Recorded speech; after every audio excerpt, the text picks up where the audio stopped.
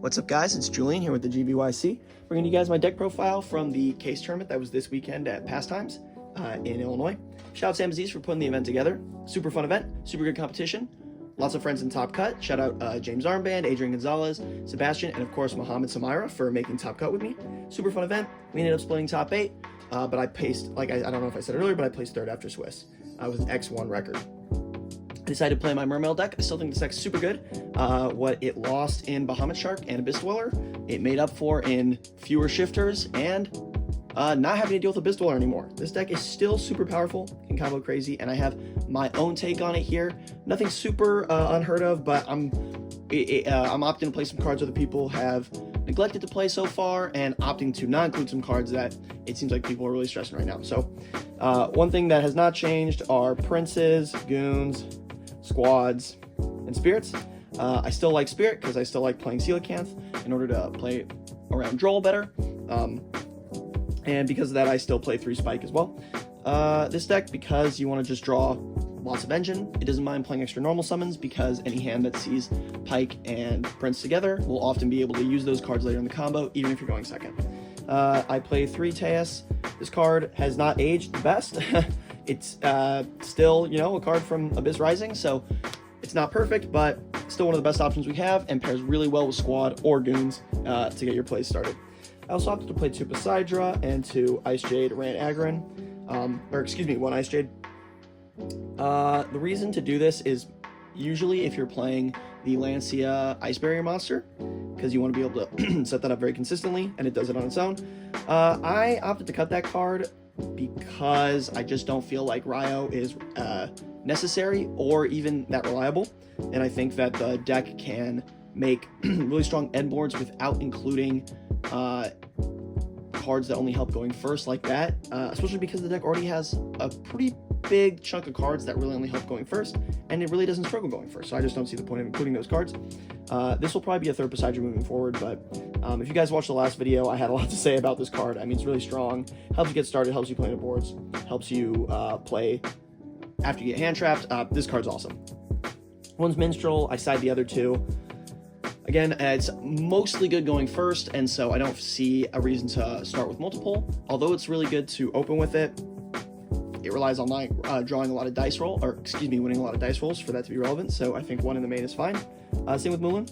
This card usually goes out going second, although it's not the worst. There's ways it can be like a kind of weird extender going second and help check for hand traps and stuff, or not check for hand traps, but force them out. So I don't always hate this card, but I still end up bringing it out going second. Heavy Infantry, it's just an engine requirement. It makes your boards way stronger through hand traps if you include this card in your deck, and it's really not even that bad to draw. And then Coelacanth and Reptile Fin as my fish. I know some people have been talking about stuff like Flying Fish and White Aura Porpoise and stuff like that, but I still think this is the best one.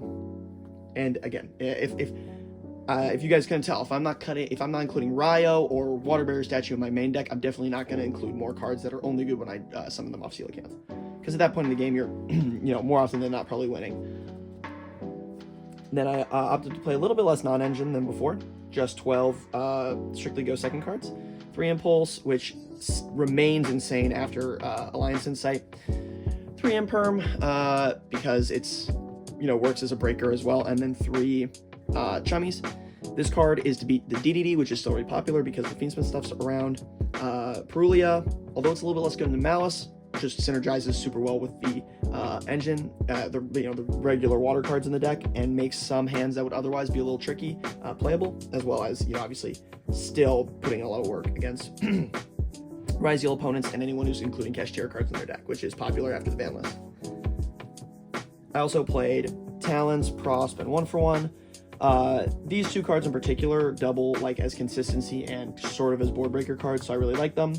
As well as 1 Abyss Triana. This card's super cool because without Toad, we need a way to recycle our cards sometimes, as well as a way to extend after Nib, depending on how you do your combos. I really like this card, and it lets you kind of freestyle some cool combos that you wouldn't be able to do normally.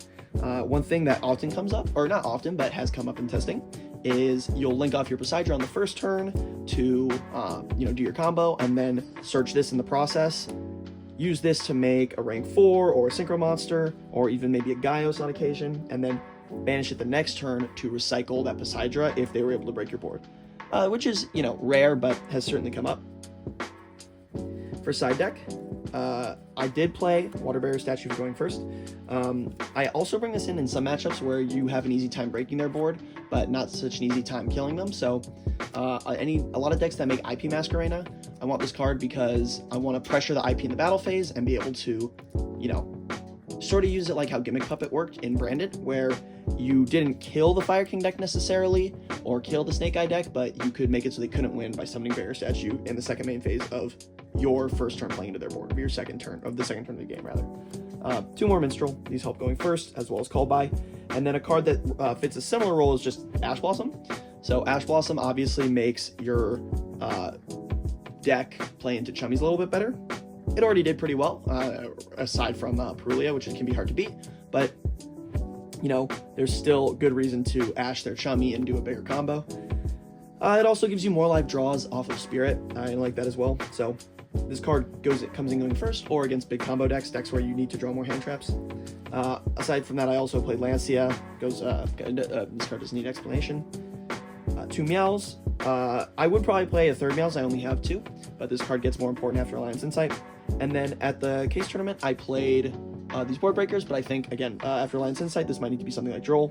But these cards come in against, first of all, some of the rogue decks people are trying out in the interim period between the ban list and Alliance Insight, as well as against Ryziel and stuff like that, or any deck that isn't, similar with Malice as well. So this card comes in going second, actually against most matchups in the meta. For the extra deck, this kind of nice. It's 5 Links, 5 Xyz, and 5 Synchros. I played Abyss Keeper. I still like it for when you draw Coelacanth, and a way to banish cards that can sometimes be tricky to get rid of. 1 Coral Anemone, 1 Abyss Lacia, 1 Lizardos, and 1 Neptibus. The Lizardos is actually pretty important for the M board. I'll explain that in a moment. I played Lavirtue. Lavirtue is really cool. Lavirtue helps you make sure you have access to Neptibus in games where you got Droll.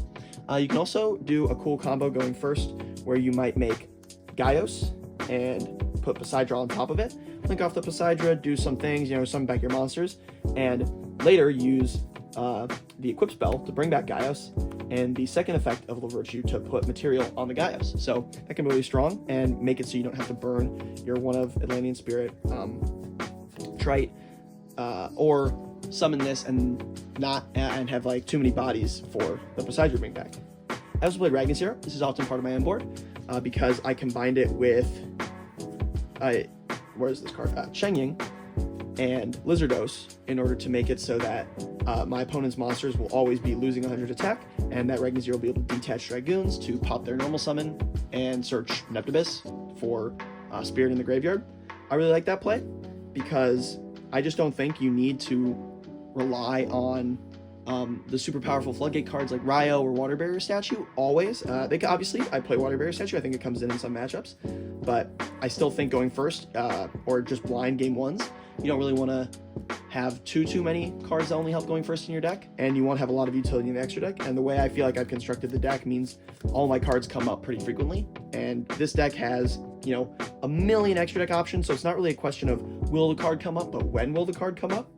So it can be tricky to build the extra deck for that reason. I played Prima Donna. As I said, I played Water Barrier Statue, White Aura, Monoceros, Risen Dragite, and Trish. Risen Dragite's nice because there are times where you look at their hand, you see breakers, and you're going to need Risen Dragite to beat Thrust or Hard Drawn Tactics or something like that. Trishula also is really nice because you rip the one card with Mistral, usually their worst card or their hand trap or something that won't help them play into the board. You rip 2 more with Mulan. If one of those cards has a graveyard effect, in addition to the last card in their hand, you're going to want to Trish them and clean up boards really nicely that way. I've had games where I make the Trish, I make it a level 7 with Shadow Squad, I turn the Mulan and the Trish into a rank 7 Xyz and win that way. I think that's really strong.